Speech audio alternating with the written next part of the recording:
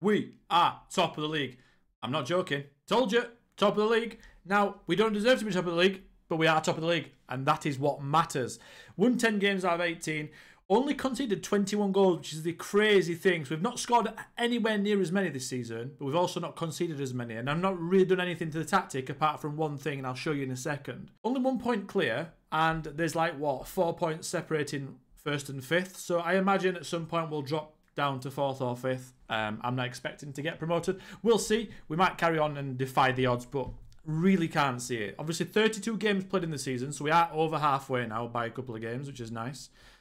We are also better against teams at the top of the league, so we shall see. Obviously, we should be getting in the top split this season. 10 points in 4 games. Definitely should be getting in there.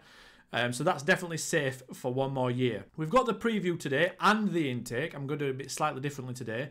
And I've also got some updates on some players. We'll have a look at the intake preview now, and then we'll have a look at some of the players and how they've been getting on, and then we'll have the intake itself. Hopefully, there's some ballers. To the preview then. 1, 2, 3.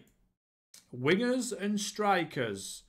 One of our wingers looks like a very handy prospect. And this isn't a great year in central midfield, but it's a B. I wonder why that is. I wonder if it's because there's 3 of them, and 2 are bad, and 1 is good. So they're saying like 66%. That means it's not a great year. Don't know. Not entirely sure how it calculates this. I do see, though, there's 3 centre-backs. And centre-backs are classed as an E. So I imagine all the centre-backs are bad. But then again, probably not. So this has been the team for the majority of the season. If not, well, 90% of the season. So we've had Blomqvist in goal. And he is doing all right, to be totally honest. 21 goals conceded in 18 games. It's just slightly more than 1 a game. Before it was like 1.5, 2. 5 clean sheets, which is a lot better if we have a look here. We've already got more clean sheets than last season and joint most the season before. We didn't concede as many last year, though. So we have slightly got better every single year. That one there, 34 goals in 14 games, is absolutely ridiculous. But we are getting better, which is really good. So he's doing all right. Carsten Dyer at right back. Do you know what? This guy, for some reason, he doesn't look very good, and he's probably the weakest player in our entire 11, but he averages at 6.99, and he's actually quite good. So everything he's got is like 9 or 10. 9 tackling, 10 marking, 10 positioning. And then he's got good attributes here. I honestly think if we keep playing him with his fairly professional personality, he's just going to keep going up and up and up. So he's also a natural right back now. 14 stats, 1 goal, 4 assists, 6.99. Look at his progress bar. It's going up and up and up, which is really nice. So he's going to keep playing, obviously. Idiscard then. Idiscard has become a bit of a monster. He's now a 3.5-star player. And he's a joint, well, he's as good as Karl-Heinz Cohen. And those 2 guys have now displaced the real-life players in Nielsen and Hansen, which is really good because they're approaching 30. So Idiscard then first. He's improved quite a lot. I've got him on a 3-year deal, which is good. He's only 17. But yeah, his markings up to 10. His positions, his mentals are very, very, very good. I'm just currently trying to get his pace up a little bit, and then I'm going to work on his agility. But he's looking good. He's looking really, really good. Another thing as well is I've noticed we're not getting as many goals from corners as I'd like, scoring them. So what I've done is I've set up some new routines, and in training, I know we only get 4 training slots, but I am trying to put routines as one of the slots to try and get some goals from set pieces, because that will help us regardless of what our aims are that season. It'll either keep us from relegation or it might jump us up into the top 6. So hopefully we can add that to our game. Karl-Heinz Cohen then, next to him, again. 15 jumping reach now, which is really, really good. He's very good from corners. Well, he's not, but he will be, is what I should say. He's also Danish, but he's German as well. Anyway, it doesn't really matter. He's still got low determination at 5. It's not really improving, but it's not really having a factor. 3-year contract as well with him. He's played 18 games. He's played every single game apart from 1. I think he got 5 yellow cards. Yeah, he did.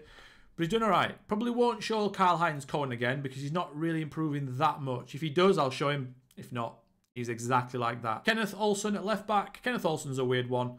I don't know. I thought he was going to improve a lot, but then he hasn't. But he's playing okay.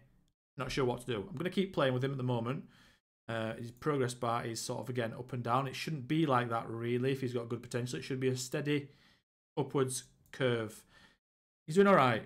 Again, if I don't update you about him, it's because he's hit his plateau and his balanced personality, so we won't show him. Christensen, very, very, very much similar to last time. I think he's hit his potential, to be quite honest. Again, probably the last time I'm showing him as well. Ephraimson on the right wing. He's not really got much better either since the last update, but he has got now over a 7 rating and he's got 9 assists in 20 games. So he's doing much better this season. And the main one is Kim Rask-Heitman. Did manage to keep him. Got him on another 2-year deal, £350 a week.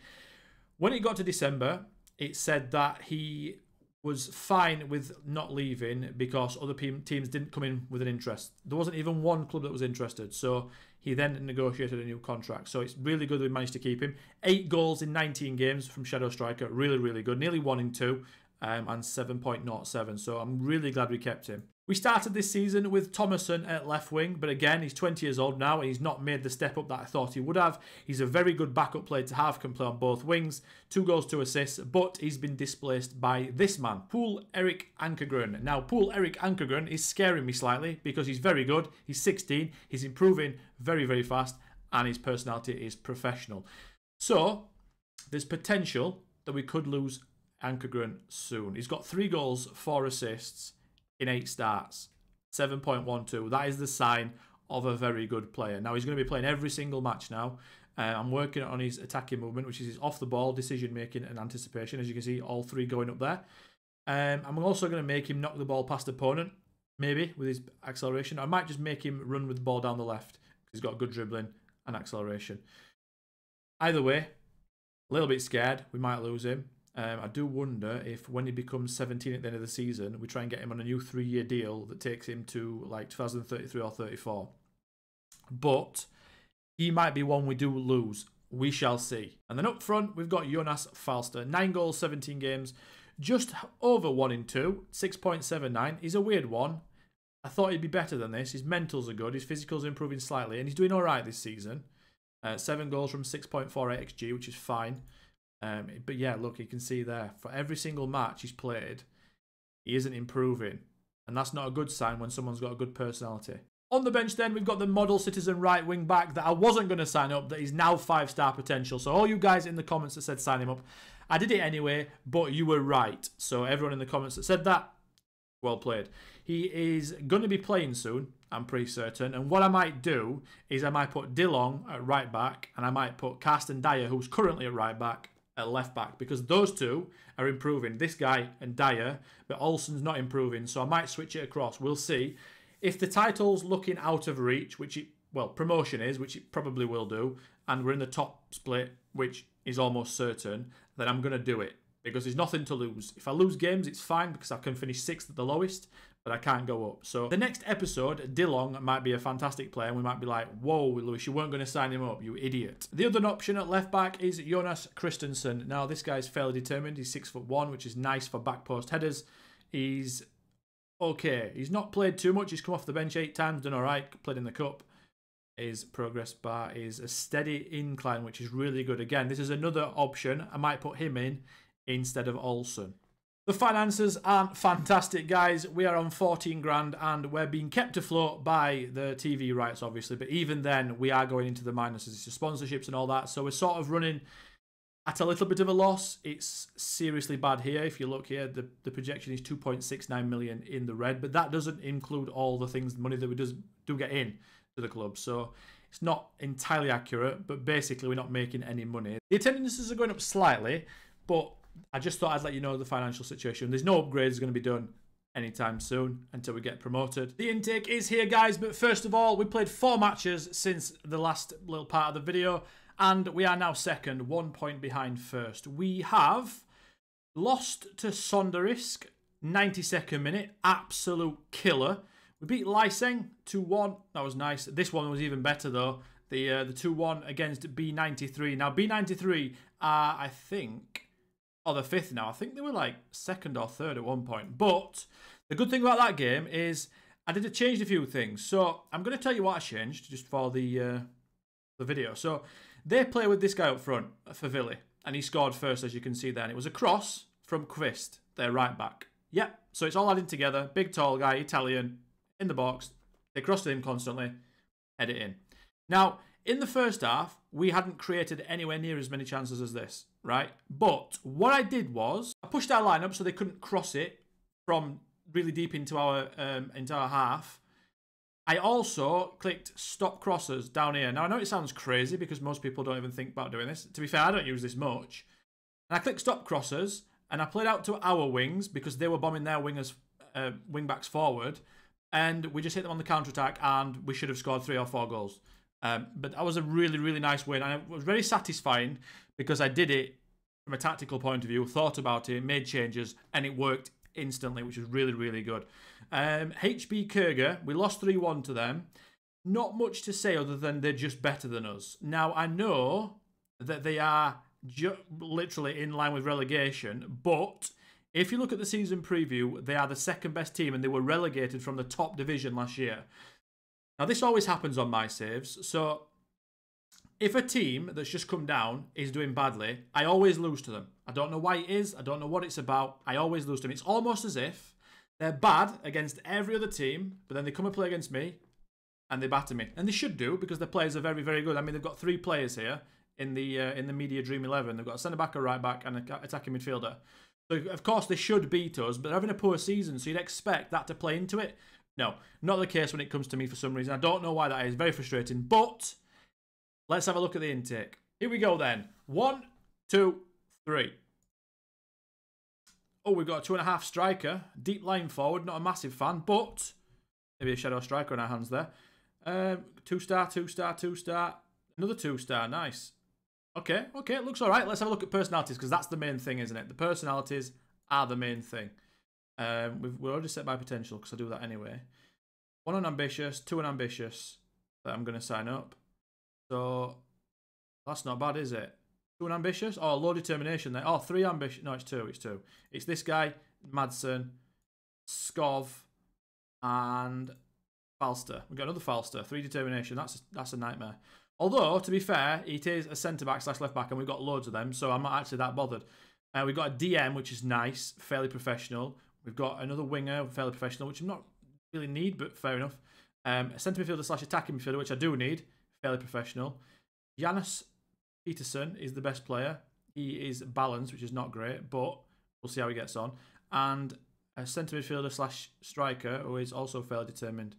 Right, okay then, let's have a look. Starting from Andreas Berglund, who we're going to sign up because he's 2-star current ability, 13 determination, fairly professional. Hopefully the 4.5 stars becomes 5 stars. If it doesn't, it's fine anyway. But let's have a look at him. He's half Swedish as well. Okay, good technique, good flair, good determination, good physicals. I like that. We can work with that.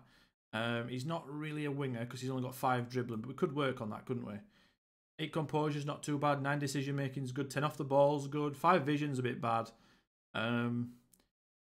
He's a weird one. Maybe a shadow striker with the 8 finishing. Maybe. I think he's probably a shadow striker because he's got the pace as well. Oh, he's got the height too. 6 foot, 12 jumping reach. Obviously, we're going to sign him up, but that's not a bad start at all. Matthias Skov, low determination. DM, centre midfielder, and left winger. Let's have a look at Matthias Skov, sorry. Not too bad, not too bad. I don't think we're going to sign him up. Low determination, it just never works, does it? Definitely not signing Madsen up. I can't be doing with unambitious players. They're the bane of my life on this game. He's not got bad attributes, to be fair. I would have signed him up if he had a good personality. No, just no. Sorry. Mikkel Knudsen, fairly determined, centre midfielder / striker. Yeah, I'm happy with him. Cheeky. 5'10", 10 jumping reach, 9 finishing, 6 off the ball, which is not good. Maybe he's just a centre midfielder. Maybe. Box, Mazzala. Yeah, he's a strange one. I don't know what I'm going to do with him. Maybe he's a shadow striker, actually. Finish. Composure he's working on. Off the ball does as well. He looks all right, though. We've got something to work with, right? I think that's the main thing. These guys, hopefully, we can see that they should develop into decent players in the long run. Let's have a look, then, at Janus Peterson, who is, our best player current ability-wise, but he is a balanced personality, and he's got volatile and confrontational media handling style, which isn't good. So let's have a look at Janus. Okay, he's not amazing. 14 passing, 6 finishing. Yeah, it's weird because I think he's actually more of a shadow striker as well. I don't know. What do you guys think of these players? I mean, especially this one. I'm going to have to work on his finishing though, aren't I? I think that's a given. Shoots with power, I quite like that. 10 crossing. I don't know what that would be used for. Maybe on the wing. 11 pace, 14 decision making. He's got good passing, decision making, and work rate. He's probably okay. So he's interesting actually, because if you think about it, he could be a deep line forward, because I am thinking about changing formation. Now we'll come to that in the next episode, but I am thinking after this season that I'm going to be changing formation. We might not. We'll see how it goes. We might, because we've got a lot of centre backs. Oliver Tangvig, centre midfielder / attacking midfielder, fairly professional. Let's have a look at Oliver. Ooh, I like the mentals. 3 composures, not good though, is it? 13 vision's good, 8 passing, 14 first touch, 14 technique. Very weak these players, aren't they? 2 strength. Definitely more of a playmaker, but then again, his composure. I'm going to hard focus that composure and decision making. He's going to be on that for a couple of seasons. But I can't see why he shouldn't get any game time the next coming season. Fairly professional as well, so he should develop quite quickly. Christian Hansen is another winger. He's only 1-star current ability, so I'm not expecting too much when I look at him. Fairly professional though, which is always good. Yeah, 5 dribbling. Not great. 4 composure, 5 decisions. 3 vision. I might sign him up just because he's got a decent personality, but I don't think we're going to get much from him, are we? We're not going to get anything, I don't think. We'll see. Jesper Krogdal. Now, this is the player that I'm probably most excited about. DM, we haven't really got an out-and-out DM, and he's fairly professional as well. So let's have a look at Krogdal. Oh, he's good. It's slow. 16 technique, by the way. So we could potentially play him in front of a back 4 or 3. Okay. Yeah, I think he's going to be with us a long time. High hopes for him. I've got high hopes for him.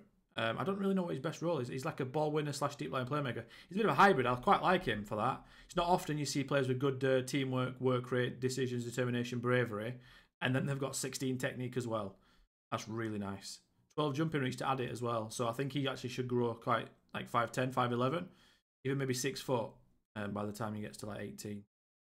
Really excited by Jesper. Michael Falster, left centre back, 2-star current ability, unambitious though, so he's not going to be getting signed up. I mean, obviously he would have definitely been signed up. But we've got plenty of left centre backs. I'm not having unambitious players. I'm just not having it. It's basically a straight release. We'll go Daniel Lygard next because he's 1-star current ability. Another winger. Don't really need them, but let's have a look. I don't think I'm going to sign him up because I've got plenty of wingers. He'll take away game time.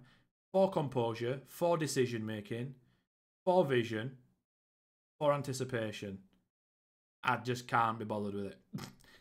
It's just 5 off the ball as well. There's too much wrong with him.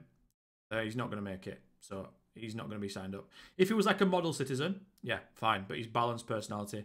And he also doesn't even have a good media handling style. It's the same as Peterson. Volatile, media friendly and confrontational. So no thanks to him. Last but not least is a right back. Didn't even see his position. Balanced personality, Lars Jørgensen. 5'6". Let's have a look. A natural right back, guys.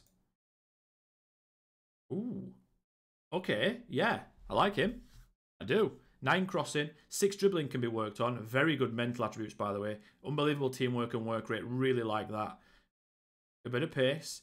Not tall. 9 tackling, 7 marking, 7 passing, 7 technique. Very good canvas to be working on that from Lars.